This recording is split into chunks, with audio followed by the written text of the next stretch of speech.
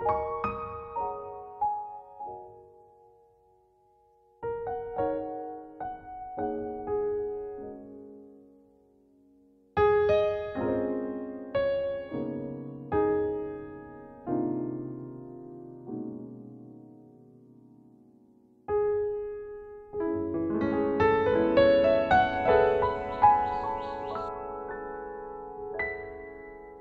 Morning সকলকে। Simply রান্নাঘর and লাইফস্টাইলের আরও একটি নতুন ব্লগে তোমাদের সকলকে স্বাগত।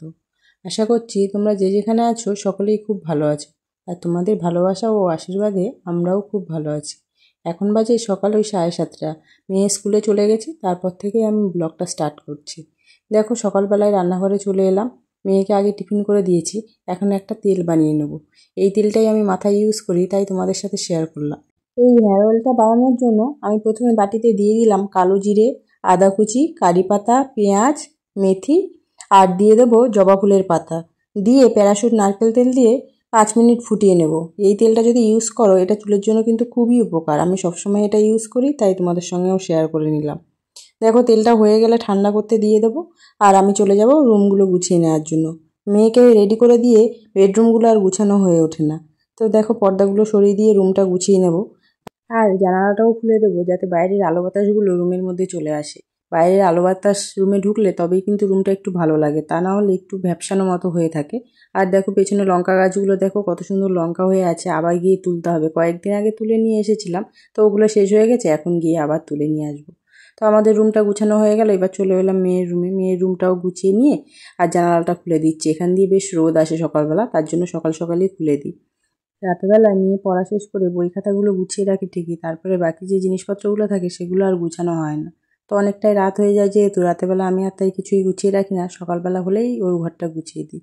আর ও ততক্ষণই ভালো থাকে যতক্ষণ না ও স্কুল থেকে আসে।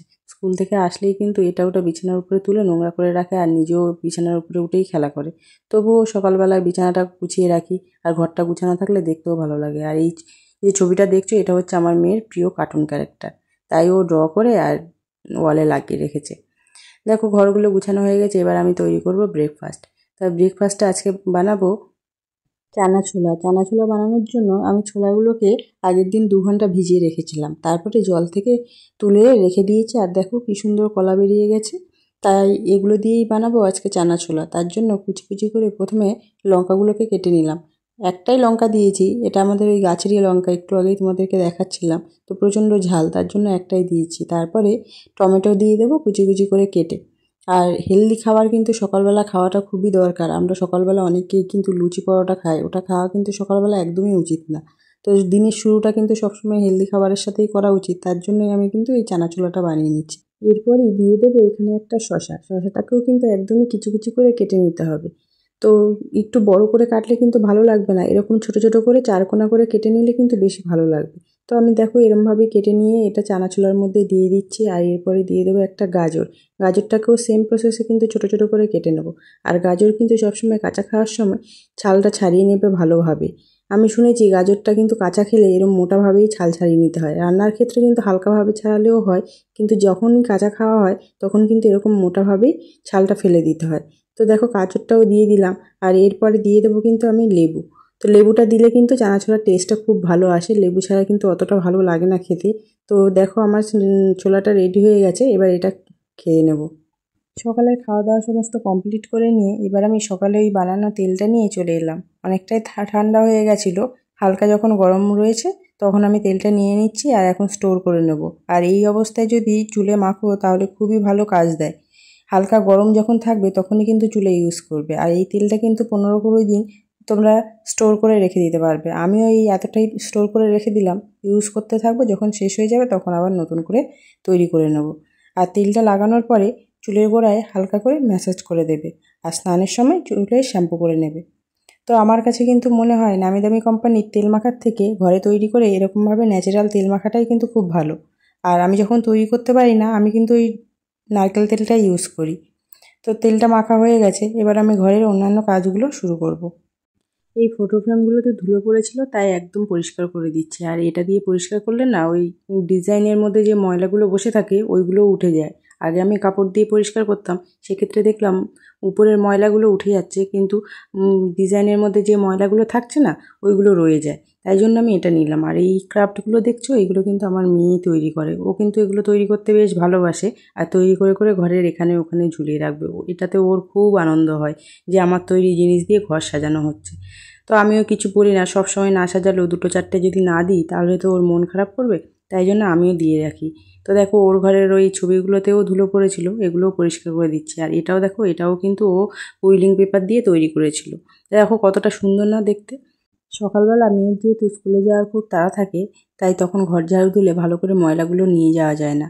তাই এখনই ঘরটা আবার ভালো করে ঝাড়ু দিয়ে নিচ্ছি, আর খাটের তলাগুলোও একদম ভালো করে পরিষ্কার করে নিচ্ছি। তাড়াহুড়োর মধ্যে কাজগুলো তো একদমই পরিষ্কার করা যায় না। এখন যেহেতু ঘরটা মুছবো, তার জন্য এখন ভালো করে ঝাড়ু দিয়ে ময়লাগুলো সব বের করে দিচ্ছি। আর মিষ্টি মায়ের যেহেতু একটু ডাস্টে অ্যালার্জি রয়েছে, সেই জন্য মিষ্টিমা যখন বাড়িতে থাকে তখন আমি কিন্তু খুব ভালো করে ঘর ঝাড়ু দিই না, ওই হালকা করে কোনো রকমে দিয়ে দিই। আর একদম খাটের তলা বা আলমারির নিচে সমস্ত জায়গা থেকে বের করে আনতে গেলে তো একটু ধুলো হয়, আর ওর তাতে একটু কিন্তু প্রবলেমই হয়। সেই জন্য আমি ও থাকলে কিন্তু ঘরটাকে এত ভালো করে ঝাড়ু দিই না। ও যখন থাকে না তখনই কিন্তু সমস্ত জায়গা থেকে ময়লাগুলো বের করে ঝাড়ু দিয়ে বের করে নিই। কয়েকদিন টানা বৃষ্টির পরে আজ কিন্তু আমাদের এখানে বেশ রোদ উঠেছে। তো সকালবেলাটা খুব ভালোও লাগছে। অনেক কদিন টানা বৃষ্টি হলে তারপরে রোদ দিলে না খুব ভালো লাগে। দেখো এই জন্য বাইরেটাও একটু একটু শুকিয়েছে, আর দেখো শ্যাওলাগুলোও শুকিয়ে উঠেছে। এত বৃষ্টি হচ্ছিল যে বাইরে এরকমভাবে শ্যাওলা পড়ে গেছে। এখানটা কিন্তু প্রচণ্ড স্লিপ হয়ে যায় জানো তো, আর হাঁটতেও কিন্তু খুব ভয় লাগে যখন বৃষ্টি হয়। তো এবার চলে এলাম ঘরটা মুছে নিতে। ঘরটা মুছে নিলে মোটামুটি কাজ একটু গুছিয়ে উঠবে। সকালবেলা কিন্তু প্রচণ্ড কাজের তাড়া থাকে, মনে হয় কখনই সব ঘর টর গুছিয়ে উঠবো আর তারপরে যাব রান্না করে নিতে। আর এইদিকে মিষ্টিমাও চলে আসবে, আর মিষ্টিমা আসার আগে সব কাজ কমপ্লিট করে রান্নাটাও করে রাখতে হবে। তা না হলে কিন্তু মিষ্টিমার না একদমই ভালো লাগে না। ও আসলে যদি আমি কাজ করি তাহলে কিন্তু ওর মনটা খুব খারাপ হয়ে যায়। তো দেখো স্নান টান করে চলে এলাম। এবার ঠাকুরের ঘরের কিছু কাপড় চোপড় ছিল, ওইগুলো কিন্তু কেচে দিলাম। আগেই ভিজিয়ে রেখেছিলাম, এখন এসে কিন্তু ধুয়ে দিলাম। ঠাকুর ঘরের জিনিসগুলো তো সবসময় ধোয়া হয় না, তাই আজকে টাইম করে ভাবলাম ঠাকুর ঘরের জিনিসগুলো একটু ধুয়ে দিই। তার দেখো কত সুন্দর রোদ উঠেছে। টানা বৃষ্টির পরে রোদটা কিন্তু খুবই মিষ্টি লাগে। তো আমার কিন্তু এখানটা দাঁড়িয়ে থাকতে বেশ ভালো লাগছিল। তো শ্যাম্পু করা চুলগুলো মুছতে মুছতে এখানটা দাঁড়িয়েছিলাম বেশ খানিকক্ষণ, আর মনে হচ্ছিল রোদে দাঁড়িয়ে দাঁড়িয়ে চুলটা শুকিয়ে নিই। তো দাঁড়িয়ে থাকলে তো সকালবেলা চলবে না, সমস্ত কাজগুলো তো শেষ করতে হবে আগে না। তো ঠাকুর পুজো দেওয়ার জন্য দেখো ঠাকুরের বাসনগুলো সব আগে মেজে নিচ্ছি, তারপরে কিন্তু পুজোটা দিয়ে নেব। আর রান্নাবান্না কিন্তু পুজোর শেষেই করব। আগে পুজোটা দিয়ে নিলে আমার কাছে মনে হয় কিন্তু অনেকটাই কাজ কমপ্লিট হয়ে গেছে। তাই জন্য আমি ভাবছি এবার থেকে সবসময়ই এটাই করব। কিন্তু ভাবি সবসময়, কিন্তু সবসময় করে ওঠা হয় না।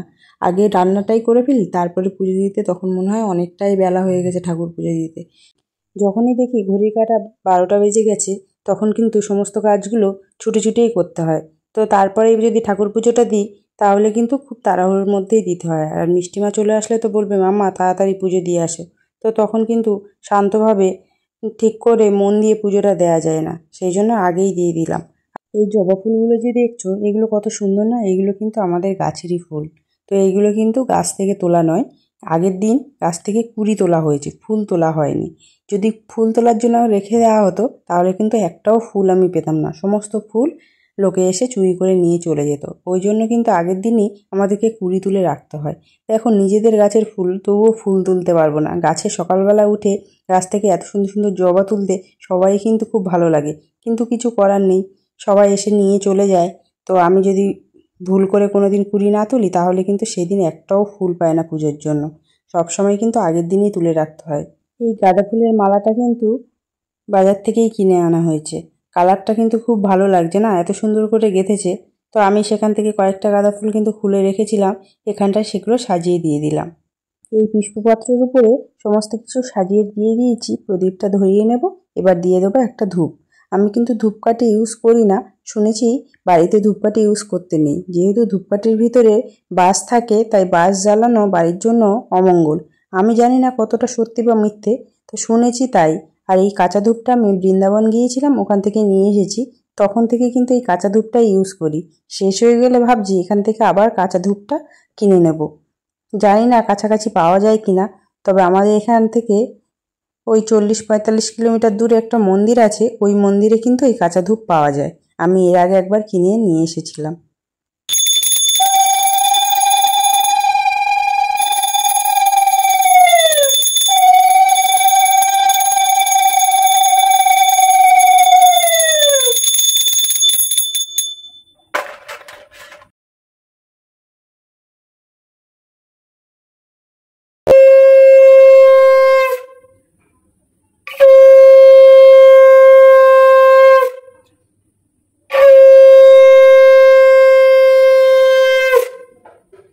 পুজো দেওয়া কমপ্লিট হয়ে গেছে, আর তোমাদেরকে এবার শোনায় আমাদের বাড়ির পাশে পাখি কত সুন্দর করে ডাকছে।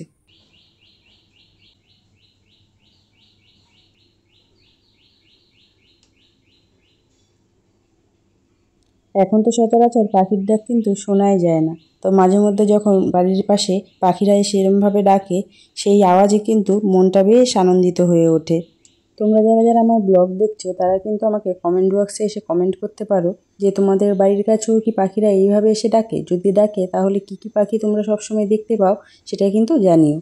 তাহলে কিন্তু আমার খুব ভালো লাগবে, আর আমি যেসব পাখিগুলো দেখতে পাই সেগুলোও আমি চেষ্টা করব ভিডিওতে তোমাদেরকে দেখানোর জন্য। তো চলো আজকে দেখিয়ে দিই মেনুতে কী কী ছিল।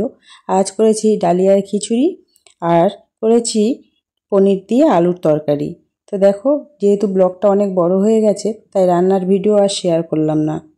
করেছি আলু ভাজা আর কাঁকরোল ভাজা। তো আজকের ব্লগটা এখানেই শেষ করছি। আজকের মতো টাটা। আর তোমাদের যদি আমার ব্লগটা দেখে একটু ভালো লাগে তাহলে লাইক, কমেন্ট ও শেয়ার করো, সাথে আমার চ্যানেলটা সাবস্ক্রাইব করে এইভাবে আমার পাশে থেকো। আর আজকের মতো এখানেই টাটা। চলো দেখা হবে আবার নেক্সট ব্লগে। ততক্ষণ পর্যন্ত তোমরা সকলে ভালো থেকো এবং সুস্থ থাকো।